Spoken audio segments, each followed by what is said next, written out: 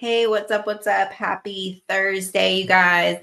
We have a special show for you today. We are waiting for my friend Richie to get on here. He had to go to Norcross to pick up something from the mayor, which is really cool. So Richie's starting a recovery organization. I believe it is called Stand Up for Recovery. Yeah, Stand Up Recovery Comedy Fest. So he's having this comedy fest. It's going to be really good. He's working with the mobilized recovery people, and he went and actually got like a plaque from the mayor, which is so cool. And so he is running a couple minutes late. But this is really cool. He sent me this, and it says Stand Up Recovery Comedy Fest creates sober, friendly events by people in recovery, showing Georgia that recovery is not only real, but can also be real fun, and reminds us that while recovery is serious, we should not take ourselves too seriously. So that's really cool because, I feel like sometimes in recovery, we can get real serious, right? So it's good to be able to laugh and to have a good time. And so I'm really excited for him to come on and show us, let us know about his event and his recovery organization that he's going to be starting. So drop where you're coming from in the chat. What's up, Lindsay? Shani Jean O'Leary, hello. You guys drop where you are watching from and what you got going on this awesome Thursday. And we will just wait for Richie. He says he's going to be here in just a few minutes, but this is really cool, you guys. So this is a picture. Oh, you can't see it. Oh my goodness. It's a picture of him. He sent me a picture of him with the mayor and the whole proclamation that he got. So that was really cool. I was at an event today, and it was Mobilized Recovery in Athens, Georgia. So it was super cool. Mayor Kelly Gertz was there, and it was just such a great event. It was over at the Sparrow's Nest in Athens, which they help people recovery and homelessness and provide supplies and things like that. And so it was just awesome to see all these people. I got some pictures of the Mobilized Recovery bus, right? And the bus has like, I can't even tell you how many signatures already on it. It is just so crazy. There's 48 stops. So this is literally a tour, a recovery tour, where like they are going all over the state of Georgia. So it's going to be pretty awesome. So we're really excited about that. And Lindsay, what's up in Indiana? Oh, I think we got Richie backstage. So we're going to bring him on. Hello. Yes. My air conditioner is just cutting down, so sorry. No, you're good. You're good. Wipe off the camera. Super professional. I might need to lose this virtual background. Just me out a little. There you go. Well, we're excited to have you. I was already letting everyone know about, what was going on with how you got something from the mayor and just how awesome that is. Thank you. With your organization and the things that you're doing to kind of like bring some fun into recovery and just how like important that is because, recovery, we talk a lot about overdose and fentanyl and death and you know what I mean? So it's good to kind of shed light on these like good things in recovery. Mm-hmm. So we got Tina. Hello, Tina. Nice to see you too. Lindsay. The tour van. Huh?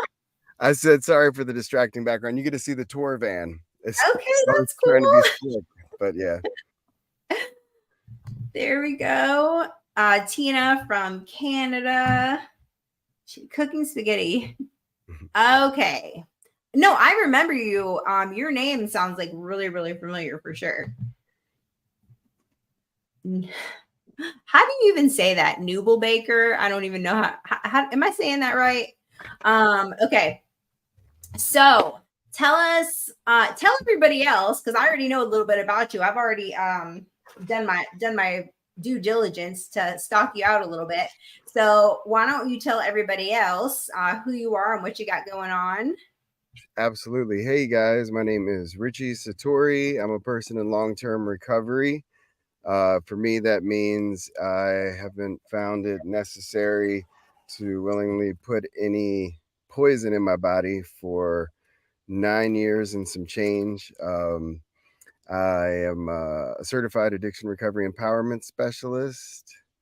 Um, like Jamie, do we say that? Can we say that? Yeah. Shout out to CARES and the Georgia Council for Recovery. My recovery and my career as a stand-up comedian have gone hand in hand. I was performing most of my life and doing comedy. I literally joined the circus to be a clown when I was a kid, just like running away. I started that tradition of running away from my problems. And then eventually I got arrested and I couldn't run anymore. And I was sitting at some meetings and learning some stuff, and something clicked like, you know, you can either laugh about it or cry about it. And I was like, I need to do stand up. I was afraid to share at meetings because I was on probation for a while, felony drug charges. And I, you know, I had this sort of epiphany that I could get up and do stand up and kind of share what was going on. And you know, if it came up in court, I could be like, I'm just kidding. So yeah, I say recovery. Excuse me. Comedy is the ability to laugh is the first gift that recovery gave back to me. I was at a meeting, had to ask my mom for a ride. It was real awkward and cringe, and someone sensed the dis-ease, you know, if you will, and came up and broke the ice and lightened the mood. And they're like, man, before I got in recovery, I was a flaming asshole, man, but now I go to meetings, I got a sponsor, and I work these steps. Now I'm just an asshole. And, it was like I could breathe again. I think I'd forgotten how to laugh. Was definitely taking myself too serious. You know, it was felt like me against the world, like serious kind of victim sort of mentality. And so yeah, my way of giving back has been to help remind people how to laugh again and to show the world that recovery isn't just possible; it can be really fun. And and you know, it's part of recovering out loud.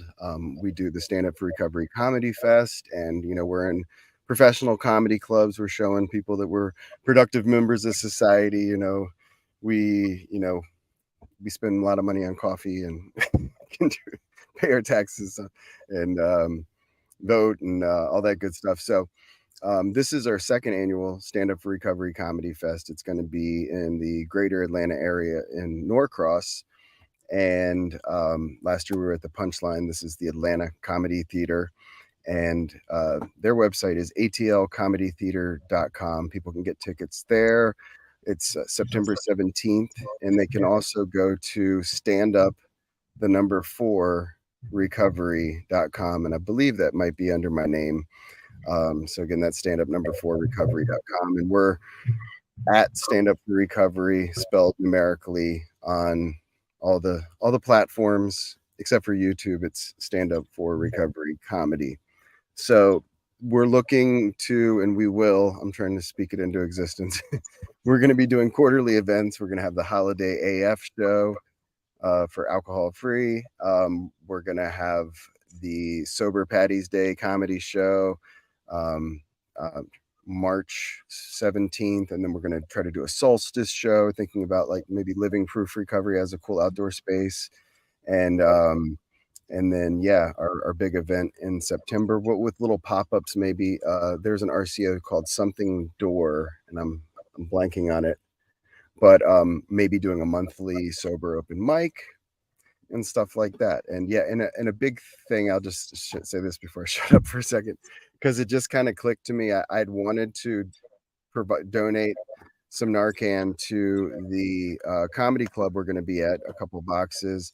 We've lost a lot of great comedians over the years, preventable death, some of them, and you know, some close calls. And And I just presented some to the mayor of Norcross, and he gave that lovely proclamation. It was very cool to meet. He's also the first African American mayor of Norcross, which is fun fact, very cool.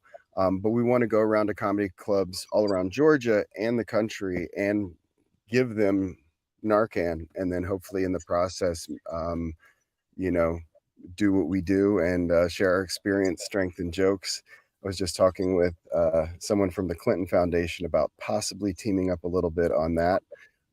So stay tuned and definitely join our mailing list at standupforrecovery.com.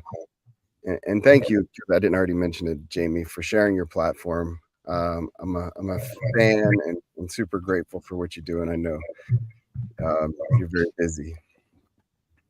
I was just actually at the Mobilize Recovery event in Athens. It was really good up at the Sparrow's Nest. Oh, it was so good. They had a really awesome band, and yeah, it was super cool that police chief was serving Chick-fil-A. Oh wow, that's so cool.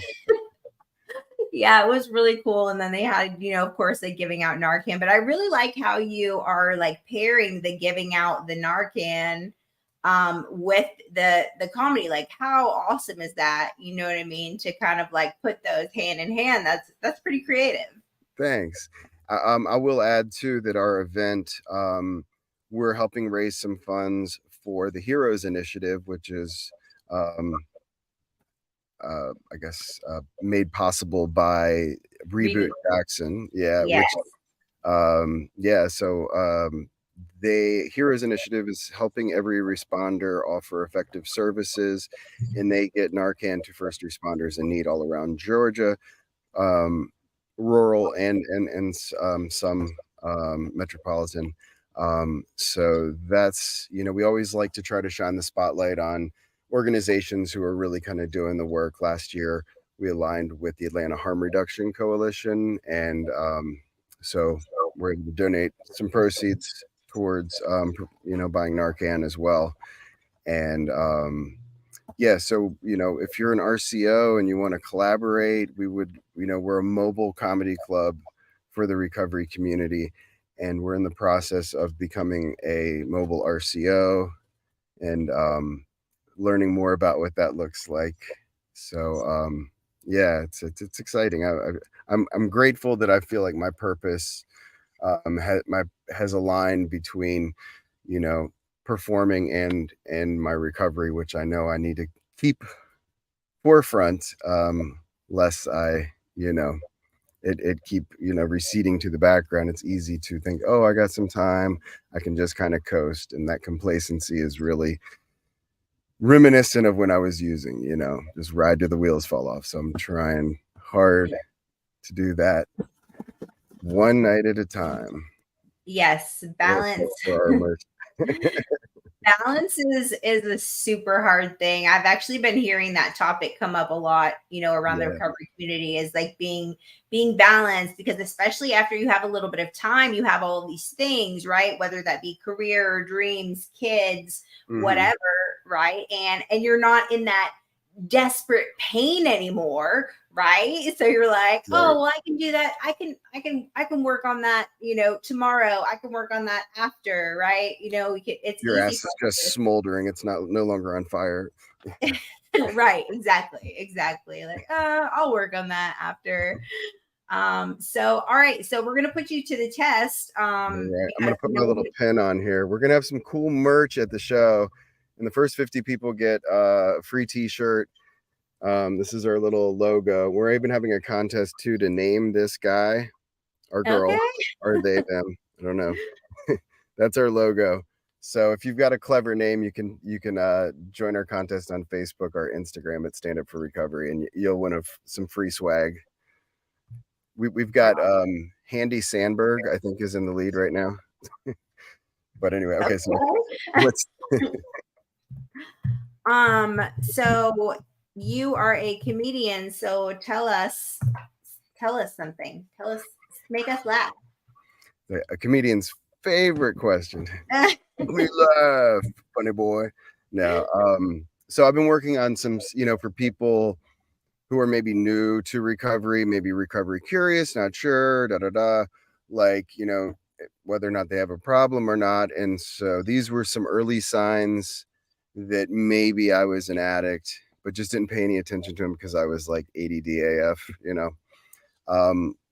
If you play I fucked that up already. If you play Candy Crush with Percocet off your phone, you might be an addict. The only way you've taken 12 steps is by falling down them. You might be an multiple pathways, hashtag multiple pathways. If you volunteered to go to Afghanistan, but just to cut out the middleman, you might be an addict. If your coffee pot smells like crystals and Folgers has nothing to do with it, you might just be an addict. We could go on. It's a top 12. It's a top 10 list, but because I'm an addict and my drug of choice is more, it's like a top 30 list. But I just wish some of my skills as an addict would transfer into being like a productive member of society. Like if anybody needs someone who can cook ramen in a spoon, like holler at me. Right. Yeah. Like those talents. If you can drive for 3 days straight, just using your knee, and you don't even have a car, just a duffel bag full of catalytic converters and a dream. Oh goodness. Yes. You might need recovery. Yeah. Me and my friend Sonia, we made this.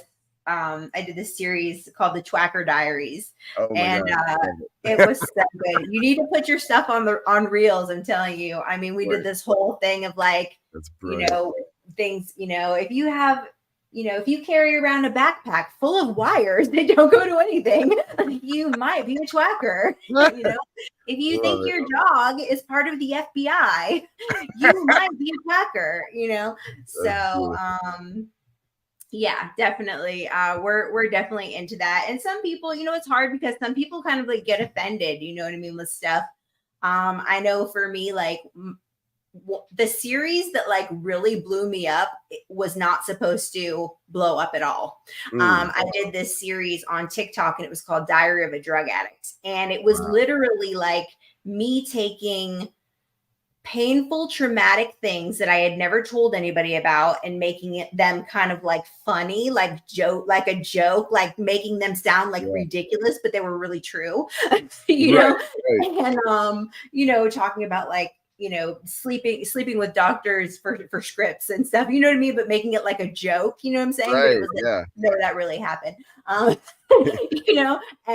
it was wild because like my first TikTok that I put out that was supposed to be, it was really for me to like process, like you were saying, you know what I mean? It was really just for me to process. And I didn't even have an audience on TikTok at all. So I was like, nobody's going to see these. These will just be for me to process these things.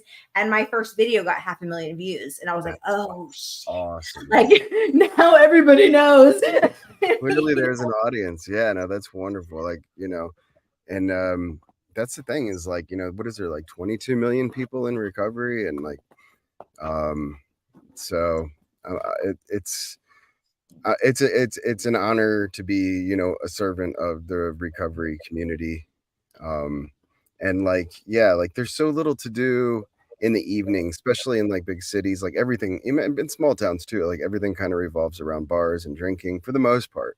So, and I feel like that's kind of when I've been most vulnerable. Like that's when the sort of, I use a lot of 12-step vernacular, but like that's when kind of like the disease sort of like kind of rears its ugly head and kind of wants to fuck some shit up. Yes. Starts talking to you. Yeah. And I think that's really cool how you're kind of like implementing that too, like, into, the like comedy club and you know what I mean? Like, but you don't have to get messed up at it. Like you can just like hang out and have fun.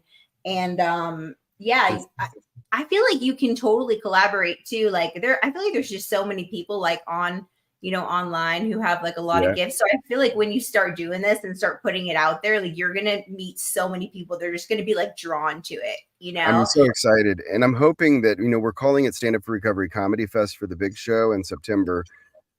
And we hope that may actually become something like a festival where recovery comedians from all over the country, world even, can come, and we'll have like maybe start it with 3 shows next year back to back, and then maybe the year after that it could be like a couple shows a night over a weekend, like a proper comedy festival. But I have a network of probably upwards of about 70 nationally touring headline comedians and features from around the country, and several in England, that I'm putting out like an APB. Hey, if you're going to be anywhere near Atlanta, give us like a 3 months notice and we'll build a show around your availability. And we want to really, we've got such a great recovery community in Atlanta and Athens, and really we look forward to coming to Athens too. We'll be at the Southern Harm Reduction Conference on the 21st. We were invited to perform there, and we're actually doing a recovery block at the Atlanta Comedy Awards, or excuse me, the ATL Comedy Awards, which stands for All the Laughs. So it's not quite as prestigious as it sounds, but it's still pretty cool. And last year they had a mental health block, and so I advocated, hey, what about recovery comedy? And so, we're just, if you're anywhere and you want us to come, like, let's talk. And hopefully once we become a 501c3 with available funding, we can really come to the places that need it the most and don't have funds, and the ultimate goal perhaps with this is to maybe open the first ever sober comedy club, so we can have a dedicated space. We could have meetings during the day, maybe a sober bar, workshops. People could come in and learn stand up, and then we'll have the open mics for people to try it in a supportive environment, recovery friendly environment. I would feel bad for someone trying, early in recovery, trying to start stand up and having to go to like these bars where open mics typically exist, and it's a bit of a shit show, and recovery audiences, I was going to say this, are like the best audiences there are. Like it's the hands down. And we would like to have fun to a fault, and you take away our favorite thing. Now we want to have fun even more, so, and we deserve it. So it's just, I'm excited to just, for this to be a full-time job. It kind of has been for past 10 years. Like this is my tour van, which has allowed me to pursue this full-time. And, I've drove my first van all the way out to Texas for recovery events and stuff. And I just, I feel blessed to be able to, to do this. And it looks pretty cool in there. It looks very colorful. Yeah. This, got a lot going on up here. This is my AC, very, very important. This is actually a gypsy, from like a gypsy wedding dress. This is from an artist in the desert in Las Vegas this winter. I was hanging out with the nomads, kind of to build some community, and it's a mess. I don't want to show around too much, but that's cool. Yeah, it's my happy place. It's a New York studio apartment. I used to live in New York. I'm like, it's a mansion on wheels. What are you talking about? Yeah, seriously. Compared to that, yeah, for sure. So tell us a little bit about your story, as far as like what your how you went from being in addiction to recovery, like kind of like your rock bottom moment and what that looked like. Yeah. So like I said, I joined the circus when I was 15 to be a clown. So I felt a bit of a calling, had this wanderlust, and really enjoyed making people laugh from an early age. And I've pursued that till, that led to a stint doing like political comedy for a while. And that kind of fried me out and gave me PTSD, just like the chronic anxiety of thinking I was going to get arrested. And I wound up in Montreal trying to train with Cirque du Soleil, which was like a really big goal at that point, and it was very close to that dream. And I started self-medicating untreated mental health, challenges, like with the anxiety, multiple forms of anxiety. I think particularly like protester traumatic stress disorder, I call it. But I started to spiral the drain. I had a history with abusing medication uppers, and so I kind of had the pump was fairly primed. Talking about like maybe a 15-year span since I was prescribed um, medication since I was like 13 till I was like out of college, and then just progressed to harder stuff. And anyway, long story long, so I didn't become addicted to freebase cocaine overnight, and then kind of had it was sort of instilled in me that it's like you try it once, you're gonna be hooked, da da da. And so I thought I was Superman. I thought I was like the exception, and I was before I knew it, the hooks of addiction were in me. Like I was numb, but I could still feel them. Um, and I was when I used towards the end, like the right or left side of my body would go numb, which I did not realize was like a sign of a potential heart attack. And you know, I say like that. Had I known, I like to think that it would have had some impact on my using, but in reality, I probably just would have crushed up a baby aspirin and sprinkled it on a hit once a day. Um, so I overstayed my visa. I come back to the U.S. I think I'm pretty sure I got interrogated. I don't know if I was. That happened at least once when I was crossing back and forth to the border. But I knew it would just be a matter of time before I got arrested. Where I was a bit of the Wild West on the border. So I get back to the States, and I was helping my parents out some, and inevitably, I did get arrested. I remember I reluctantly gave somebody a ride after copping some dope, and I remember praying I think they had spotted undercover across the street, and I remember praying like, please help me, just let me get home safe so I can use, followed by I dare you to bust me, motherfucker. Like, because that's how I pray on crack.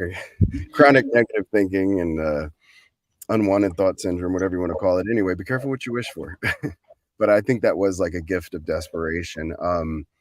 So I'd let the person out, and they kind of like left me sitting there like a sitting duck, and I didn't know they had stashed some weight and scales under the seat. And so eventually I left. The cars followed me, pulled me out at gunpoint, blah blah blah. I was interrogated. They call it like a drug house, and anyway, because of DNA evidence, and I had a broken piece of paraphernalia, like under 10 pairs of underwear. It was eventually reduced to simple possession. I remember like at the drug house, like that, they had me in there handcuffed, and multiple people interrogating me and stuff. And then I had my hands behind my back, and I'd reached between my legs into my underwear to grab the pipe, and had saw a vent on the floor, and I was going to try to like ditch it in there. And soon as I kind of had it in my hand, as soon as I had like reached, like got up an inch out of the seat, it kind of squeaked and the door came open. I guess they probably had cameras in there in hindsight, and they just kind of stormed on me and like pulled my pants down, and then they pulled my underwear down, and then they pulled my underwear down, and then I had like 10 pairs of underwear. They got to the jock strap, and they started pulling scarves out of my ass. No. But yeah. So yeah, most people, it's not usually, people aren't usually lucky to have like a broken crack stem in their underwear, but that was sort of my saving grace. There was a residue on it, so it was, they could charge me with simple possession. And anyway, that was the beginning of my recovery journey. I was terrified. I went to that first meeting. I wasn't able to get any support, which really sucked because it would look like I was trying to appease the judge or something. So I couldn't get a relapse prevention class or a rehab for like basically 2 years. Thank God it was reduced to simple possession, because Virginia has first offender status. Also, there could be some white privilege involved there. I can't rule that out. But I started going to meetings, and like I said, I found the outlet of comedy. Comedy alone was not enough. I did have, like, as they say, a relapse of symptoms or whatever, and, like, had to used again, but I was able to quit sort of on my own terms. I've always had, like, a problem with authority figures saying don't do drugs. So I had some, and I flushed what I had left down the toilet, and that was very, like, empowering. It was kind of like a first step in, like, admitting I had a problem, even though everybody else knows it. Like, um, it's I heard a story about Viktor Frankl, who was in the Holocaust, and he heard that they were going to be getting starved to death, and he made the choice, like, similar to, I feel like a parallel to me deciding to quit on my own. He made the choice to start fasting, I guess, rather than, I guess, sort of be a victim in that sense. So rather than me being like, authorities telling me this, and that was very empowering for me. But yeah, not so. His story is, not only did he survive, he had the strength to carry people out of the concentration camp once they were liberated. Um, yeah, so I had I dealt with substitution, food, alcohol. Like, I would come to the meetings late so I wouldn't hear them say, like, alcohol is a drug.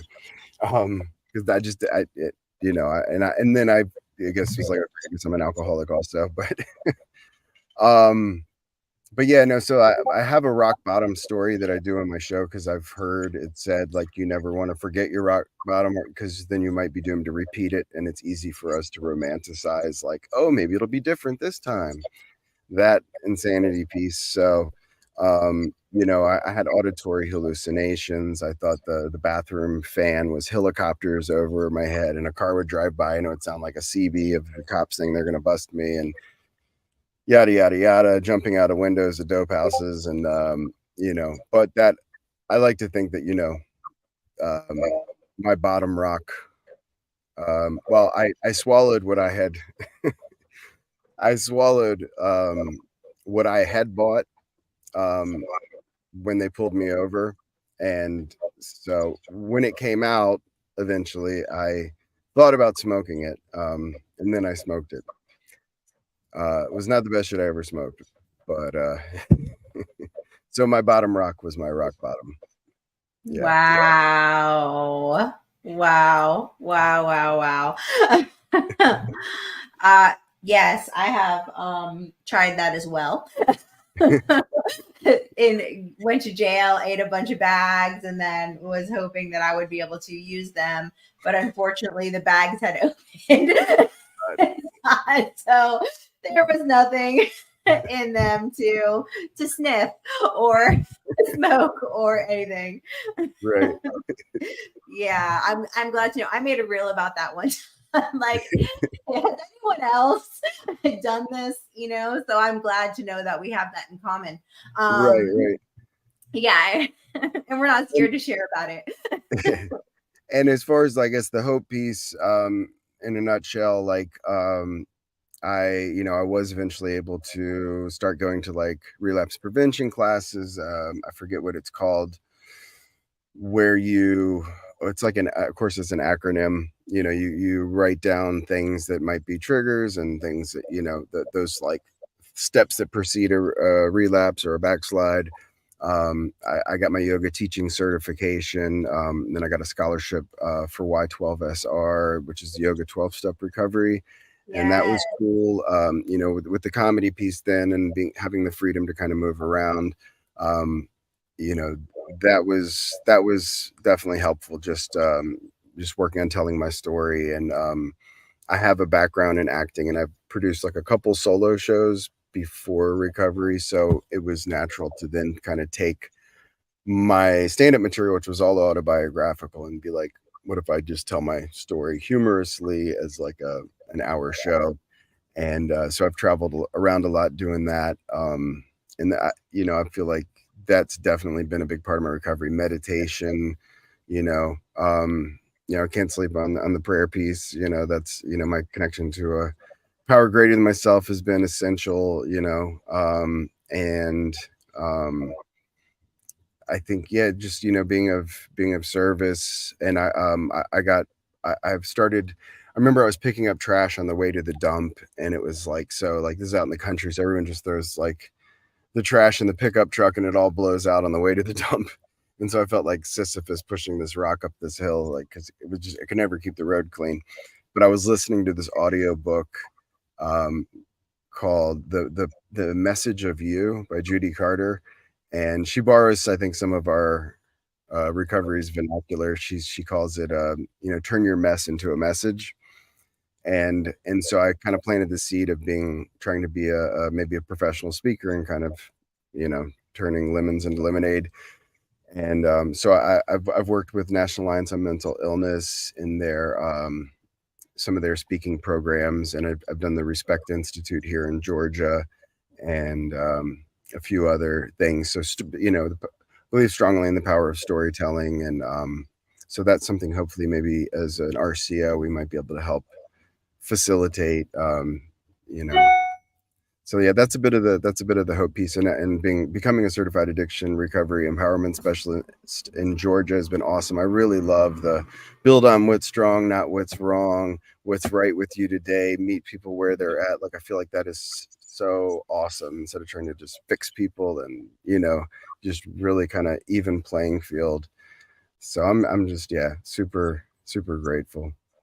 So can you go back to the Y12, the yoga 12 step, because not a lot of people know what that is. Can you give a little Sure. bit of the Yeah, it's pretty cool. And sorry for vaping. If that's not triggering for anybody.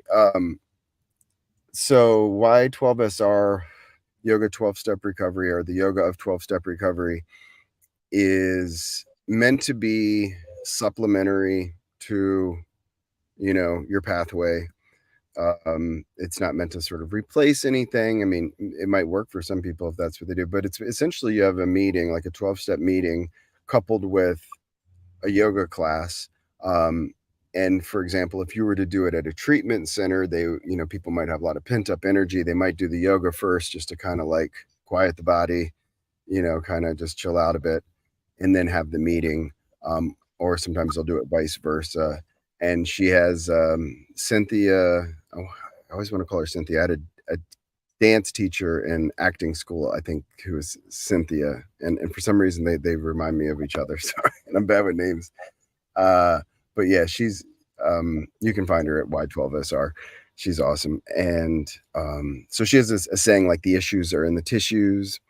Um, and so I think a lot of addicts, people with substance use disorder, hold a lot of trauma in the legs, and so there's different stretches and things you can do to address the thing, the bigger thing. And I guess it kind of speaks to, like, there's no, what is it? Like, there's no physical health without mental health.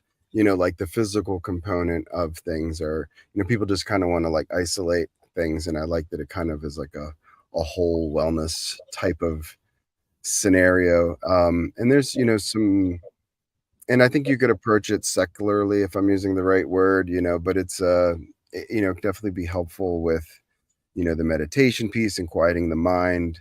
I've heard that said that, like, anxiety comes from, like, future tripping, and depression comes from kind of dwelling in the past. Not to say that there aren't full on, like, clinical, people who have it, and it's like, you know, but as someone in recovery, I know that it's easy to get caught up, in your head, and so the meditation helps kind of bring you back into the present moment. Just more tools in our toolbox in recovery, so we're bulletproof. And yeah, so it's out there, and if you look it up online, there should be, like, it's similarly like throw a dollar in the basket kind of thing. So it's not like you have to go on this yoga retreat and it's going to be expensive. um but that's a little bit about Y12SR.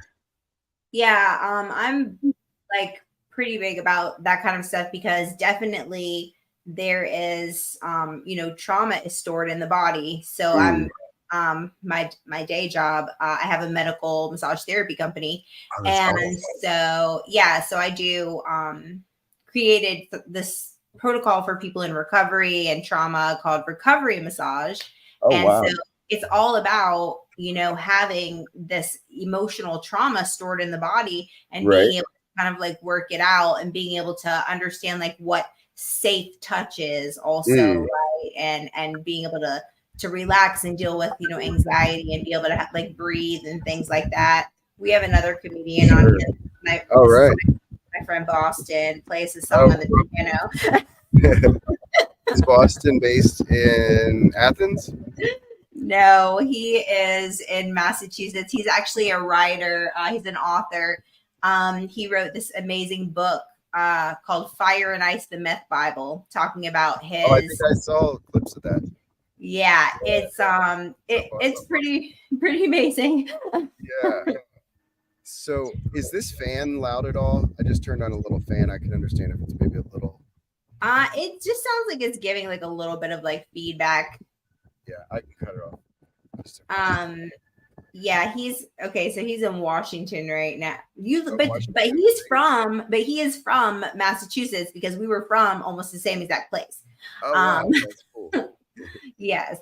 And so yeah, we do a lot of collaborating together. I'm just seeing like such a great vision for what you have going on, and what you're gonna do. If I can do anything to help, there's a speaking of like a yoga place that's real big in the community that I think you could really collaborate with in Athens. My friend Lucy owns Shakti Yoga out here. Oh wow. So yeah, she's huge advocate for recovery and and owns a yoga studio. So and she's all about community and connection and like having fun and things like that. So that would be a good collaboration for you. Nice. I used to work with a circus in the Bay Area, and before our shows, they would either do yoga or Tai Chi, like the whole audience. So that would be cool. And I was actually at a comedy club this past weekend, or last night. I was at the Atlanta Comedy Theater Underground for Kenan Thompson Presents. It was a showcase I was on, and like in the middle of the show, before they brought up the feature and headliner, the host was like, "All right, everybody get up. We're gonna do the electric slide."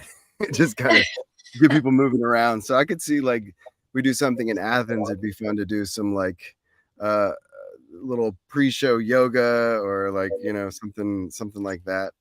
Yeah, definitely. Yeah, for sure. What were you gonna say? I'm sorry. And do you have somewhere that you put your like content out? Like, do you have like a TikTok or like a Instagram or Facebook? I do. And you're a good accountability partner because I know you're on top of it and you're rocking and rolling. I have my set from last year's Stand Up for Recovery Comedy Fest that I've been like fully intentional about, like just chopping up and feeding it into the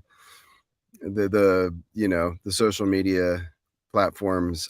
So that will be coming soon. I'm not just saying that like my podcast I've been saying for 8 years. Oh, look out for that coming on iTunes. But I have a podcast on the healing power of laughter, and I really want to get that out. I now have a new laptop that can do the work. My last one kind of flailed out on me a little bit, but yeah, so I will be putting stuff out on TikTok. I've got like a sketch or two on there, and I'm like, I've psychically,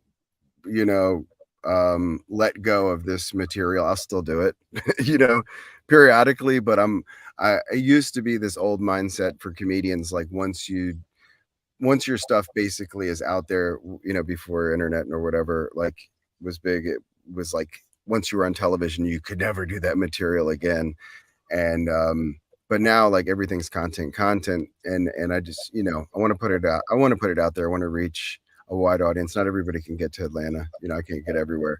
So I really want to put it out there and hope people will enjoy it as much as possible. And I believe it'll get to the people that want to hear it and see it. And so yeah, my TikTok is at stand up 4 recovery. And that's also my Instagram at stand up for recovery, or I should say our Instagram. And that's also, we have a Facebook page at stand up number 4 recovery, and our website has a link tree on it, and that is standup number 4 recovery.com. I have a personal Instagram that's dick jokes, because I thought that was going to be a good idea for the rest of my career. I didn't know people would bring you up by your Instagram handle. I started doing websites for comedians, and they always ask me about platforms that come out, and I was like, okay, there's this new thing, Instagram. I'm just gonna whatever go dick jokes because my name is Richie. And anyway, so yeah, that's out there if people want to follow me at Dick Jokes spelled in English. And not Dick Jokes 5, not Dick Jokes 64. It's the original Dick Jokes, and it's for sale if nobody wants to buy. Give me attractive offer. All right, I'm putting it all in the chat here. Have you ever heard of Rehab Girlfriend? It does sound familiar. I may follow her on TikTok. I didn't. I mean, like, it's crazy, like how awesome the recovery community is. I think particularly probably on TikTok, right? So I'm just now scratching the surface, and I hope to be able to reach them and continue to reach y'all. And I doubt, I really want to put stuff out there, but I feel like I might follow her. Tell me about it. She was gosh, I think I did a video with her like a year and a half ago. But just like, when I was going through like really hard times, I would watch her content, and she literally like sustained me through like really hard times. You know what I mean? She would do these I'm sorry. Like she sustained me. You know what I mean? It was, like during COVID, you know what I mean? And like things were like shut down, and I was like really somebody who's very close to me like passed away, and so I was having like and COVID, and then you know what I mean, there was just like so much stuff, and I would literally watch her. She made this content and these like different scenes about being like early in recovery and rehab girlfriend, and she just literally like I looked forward to her content like every day, you know what I mean? So it was just like it gave me like so much like light and like hope, you know what I mean, and helped me like get through my day to be able to watch her stuff and laugh. That's so awesome. Yeah. So it's so impactful, like what you're doing, you know what I mean? Because like, I mean, if it, impacted me, you know what I mean? Like, I know that it could help like so many other people too, because, especially when we're in early recovery, we are stuck in so much guilt and shame and like condemnation and feeling bad about ourselves and feeling guilty and all these things. Right. And sometimes we get, in this mindset where we just like replay things over and over again. Right. And sometimes like, it's like so helpful to have like something like to be able to laugh at, right? That's like recovery related. And I think you see the comedian on stage who's sort of, I guess, made peace with something they've gone through that you can relate to. And when you're laughing at them, I think subconsciously, I'm borrowing this, I guess, understanding from Native American, they have like what they call sacred clowns in different tribes, and the way they describe it is they hold a mirror up to society. So basically the audience can laugh, they're laughing at the comedian, but subconsciously they're able to laugh at themselves, which then creates a space for healing to begin.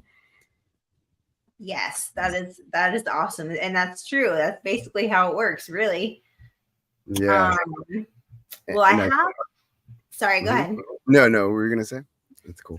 I was gonna say I think I have all your links up here. And did you get the tag on this event? I just pulled up. I was coming from Norcross for the proclamation, and I didn't get a chance to see it. Is that something that I can utilize later? Share it out or whatever to your people. And okay, so let's get the details on the event, and then I'm gonna let you go. September 17th, this Sunday. Yeah. And it's going to be in Norcross at the Atlanta Comedy Theater. It's a historic place, basically. It's where Matt Rife got his start. If people follow Matt Rife, the owner, Gary, he was Dave Chappelle's manager and Matt Rife's manager, so he's you know, it really, they do a lot for comedy at large, I guess you could say. There's free parking. It is part of the Mobilize Recovery Across Georgia bus tour, in that it is one of the event stops. And so the big old bus is going to be there. People can sign it if they haven't. It's going to be a lot of fun. The headliner is Nemo Williams. He's been on Showtime, Comic View, All Stars, BET, you name it, Comedy Central. Very, very unique story. He's actually he was raised Buddhist in Oakland, California, and he's been doing this for ages, and he's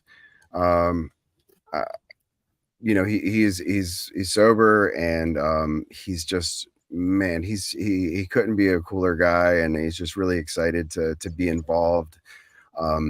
Walker Hayes, she's not the band, but if you if you want to think of the band, I just got really excited for a minute. I really didn't want to put her picture on the flyer, and thought it was a typo, but it's Hays. No, she's great. She's from Baltimore. I've worked with her before. We used to co-produce. I used to co-produce Sober Sundays in Washington D.C. And so she'll be there. We've got Taylor Neely. He hosts Sober Boys podcast, which is pretty wild. And myself, Richie Satori, I'll be hosting, producing this, and we've got about 5 other comics that are sober as well. And it was important for me to create a diverse lineup, so I have ally spots. So it will be a broad representation of, you know, everybody there. You know, my mentor said, "Fuck with the people that fuck with you," and I've had a lot of support within the Black community, and so just some really, really funny comedians in Atlanta, and so we're gonna have a lot of surprise guests dropping in. Again, free parking. We're gonna have really cool merch. This is our One Night at a Time bumper sticker. We've got these cute little pins. That's our little logo guy. These are acrylic, and we've got a bunch of other stickers. These you can put on your car, and we've got the logo for the festival, and we're going to have t-shirts as well. Probably everything's going to be just like donation based, so if you want, you know, if you want to give, you can. We're going to, you know, we want to make it as much of a party as possible, and it's 5 p.m. to 7 p.m. Get there a little early. We may be, the mayor of Norcross might drop in to read the proclamation. Jeff Breedlove from DBHDD, I think, is going to probably say a few words. Tim from the Clinton Foundation, I think, is probably going to tell a joke. He's Nice. And he's actually, well, we don't want to give it away too much, but you know, like I said, we're you know, part of the proceeds are going to go towards providing Narcan to first responders through the Heroes Initiative, and we'll also be, you know, we have an initiative we're starting, giving Narcan away to comedy clubs around the country. So this is going to be a quarterly thing, so please get on our mailing list. If you go to standup4recovery.com, there's a little mailing list place, and we'll have a little mailing list raffle thing at the event for some free t-shirts. So we're going to be coming to somewhere near you if you're in Georgia, and we're happy to travel. I think we're going to going up to Richmond in a couple months, maybe doing something with Chesterfield Jail's HARP program. I've got to perform there before. Wow. It's that they've been really cool about bringing in speakers and stuff, and they've got really good results, like only like a 20% recidivism rate, if I'm saying that word right. Yeah. So, yeah.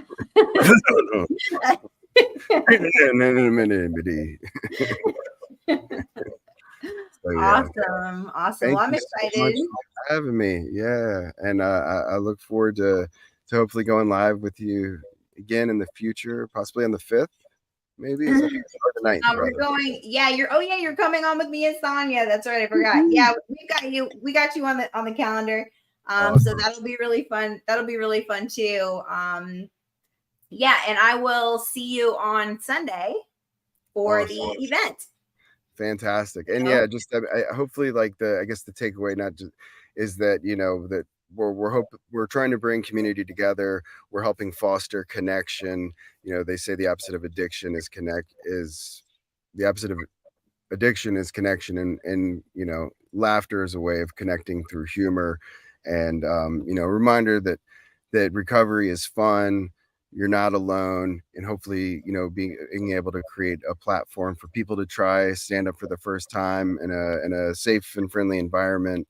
Hopefully in the future, I know we've got some up and coming stand-ups through the Kennesaw's collegiate recovery program that are going to be jumping on some shows and stuff. And yeah, so we're all about the alchemy of turning pain into laughter. And yeah. awesome. Awesome. Well, thank you so much. Thank And you. you guys, we are going to hop off here on live, and I've got all of the links. So make sure if you guys are in the Atlanta area, or even it's worth the drive. So come on and hang out. I'm going to be there, right? We're going to have a great time. The Mobilized Recovery Bus Tour is going to be there. So it's win-win, and we get to laugh and have fun, and we are giving away, raising money to give away Narcan to first responders. We're saving lives, right? So come out, have a good time, and save lives. Let's do it. Let's do All it. right. Thank you, Jamie, and thank you all out there for tuning in. Hope to see y'all in person some night. Definitely. One night One at night a at a time. Yes.